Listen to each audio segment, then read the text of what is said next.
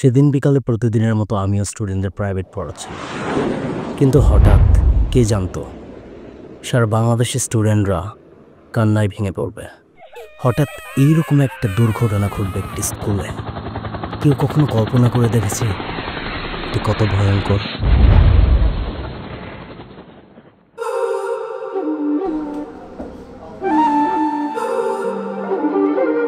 ওই দেখ দেখ কত বড় বিমান।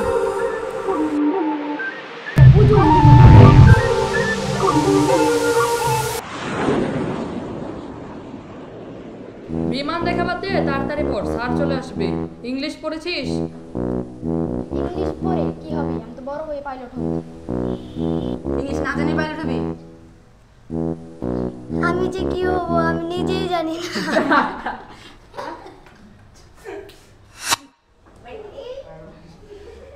কি ব্যাপার বাচ্চারা? আসসালামু আলাইকুম স্যার। ওয়ালাইকুম আসসালাম। ওয়ালাইকুম আসসালাম। বসো বসো। তোমাদের সবাইকে পড়তে দিলাম আর তোমরা এখানে বসে কথা বলছো। তোমরা ক্লাসে মনোযোগ দাও না, তাই প্রাইভেট পড়তে হয়। এরপরও এত কথা প্রাইভেটে এসেও তোমরা কি মনোযোগ দিয়ে পড়াশোনা করতে পারো না? আচ্ছা যাই হোক, আজকে আমরা ইংরেজি পড়বো, বুঝতে পেরেছো? আর ইংরেজি আজকে পড়ার সময় আমরা খুব মনোযোগ দিয়ে পড়বো, কারণ আমাদের পরীক্ষা খুবই সামনে। সবাই ইংরেজি বই বের করো। শুনছিলাম তোমরা পাইলট সম্পর্কে কথা বলছিলে। শুনলাম ইংলিশের নাকি কোনো ভূমিকাই নেই পাইলট হতে। তোমরা কি জানো পাইলট হতে গেলে কি করতে হয়? জানো? আচ্ছা, পাইলট হতে গেলে ইংরেজির ভূমিকা অপরিসীম, এবং পাইলট হতে গেলে শুধু ইংরেজি নয়, সাথে সাথে দরকার বিজ্ঞানের ধারণা এবং কি ইংলিশ ভাষা শেখার গুরুত্ব সেখানে অপরিসীম। তাই পাইলট যদি হতে চাও ইংরেজি শিখতেই হবে, অবশ্যই শিখতে হবে। আচ্ছা, তাহলে আমরা সবাই ইংলিশ বই বের করি, সবাই ইংলিশ পড়া শুরু করি।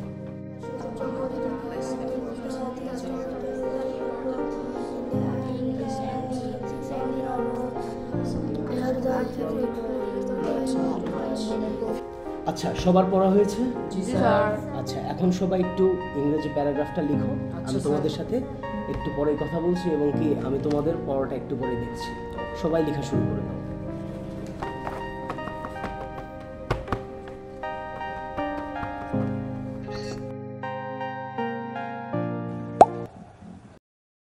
মাইলস্টোনে আছড়ে পড়া যুদ্ধবিমানের ফলে ব্যাপক বিস্ফোরণ ঘটে স্কুল ভবনে। অগ্নিকাণ্ড, চিৎকার, দগ্ধ শিশু আর স্বজনদের আহাজারিতে মুহূর্তেই এলোমেলো হয়ে যায় পরিস্থিতি। ভয়াবহ এই দুর্ঘটনার মধ্যেই নিহতের সংখ্যা নিয়ে তৈরি হয়েছে বিভ্রান্তি। কে বেঁচে আছেন আর কে নেই তা নিয়ে চলছে দুশ্চিন্তা এখনো চলমান। বিস্তারিত জানা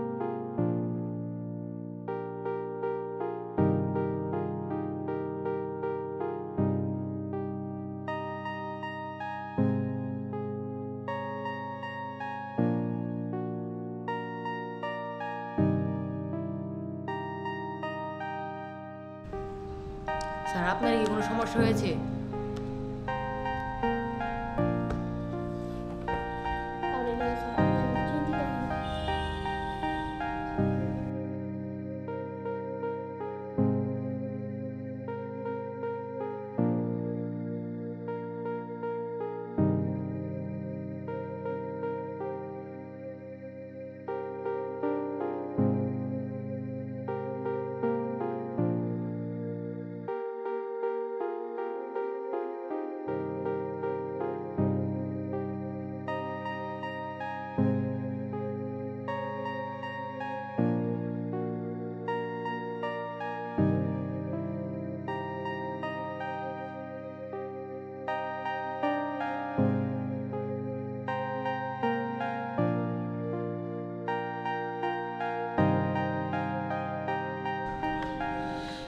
ঢাকার মাইলস্টোন স্কুল অ্যান্ড কলেজে একটি বিমান দুর্ঘটনা ঘটেছে।